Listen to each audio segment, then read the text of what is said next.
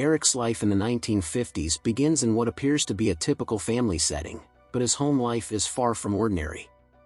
At dinner, everyone sits silently at the table, a rigid atmosphere enveloping them. One evening, Eric accidentally drops a knife, and his father reacts violently, slapping him across the face.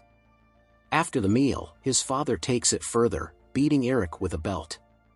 His mother, terrified and powerless to intervene, plays the piano to mask the sound of the abuse. This harsh and abusive environment shapes Eric into an angry and aggressive young man. At school, his temper frequently gets the better of him, leading to fights with classmates. After yet another incident, Eric is expelled, and when he returns home, he finds his mother speaking quietly with a lawyer. The man leaves but discreetly hands Eric a business card, offering a glimmer of hope. Eric's mother, uncharacteristically gentle, informs him that he will be sent to boarding school immediately. At the boarding school, Eric is greeted by Otto Silverheel, a senior student who is a star athlete and accomplished horse rider. Otto warmly welcomes Eric, shows him around the campus, and introduces him to the dormitory, offering help whenever Eric might need it. Eric's roommate, Pierre, is a book-loving jazz enthusiast who is passionate about studying. The two quickly form a bond, with Pierre even offering to help Eric with math. Eric begins to navigate the school's social structure, noting strict seating rules in the cafeteria. Younger students are forbidden from sitting with seniors, and wealthier students avoid mingling with poorer ones. During one meal, a student rudely interrogates Eric about his father's political views. Eric's curt response catches Otto's attention, who, as chairman of the student council, orders the kid to stand. His enforcer, Darla, strikes the kid on the head with a knife handle as punishment. The teachers at the school prove to be no better. In a history lesson, the instructor uses students as examples of his discriminatory views on national superiority, mocking Eric as a typical Germanic type and ridiculing Pierre for his southern appearance. Later, Eric vents his frustration during lunch, but Otto overhears and assigns him a humiliating punishment, standing in the corner designated for underachievers.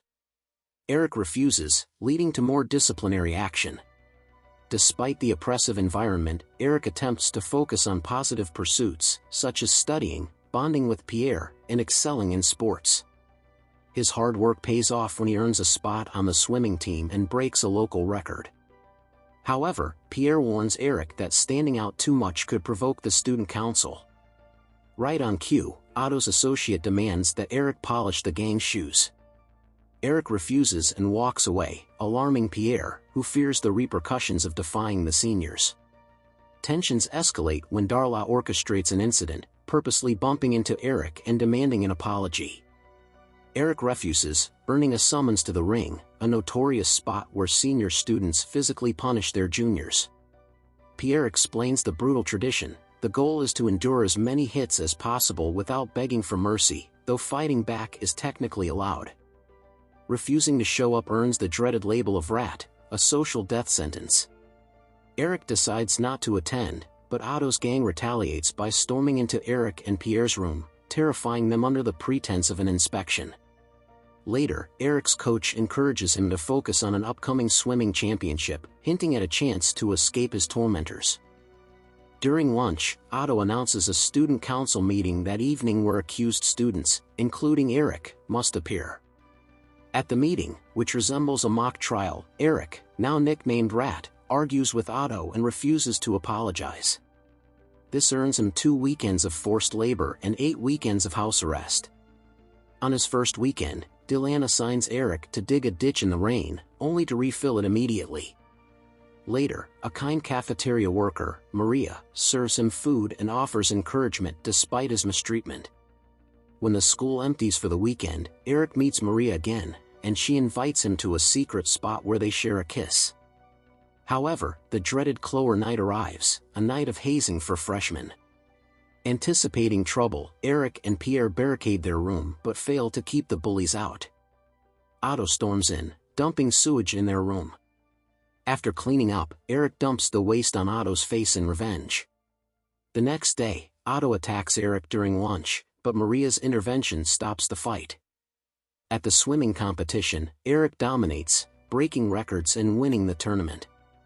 When he returns home for Christmas, his mother praises his accomplishments, but his father dismisses them, focusing on Eric's poor conduct marks.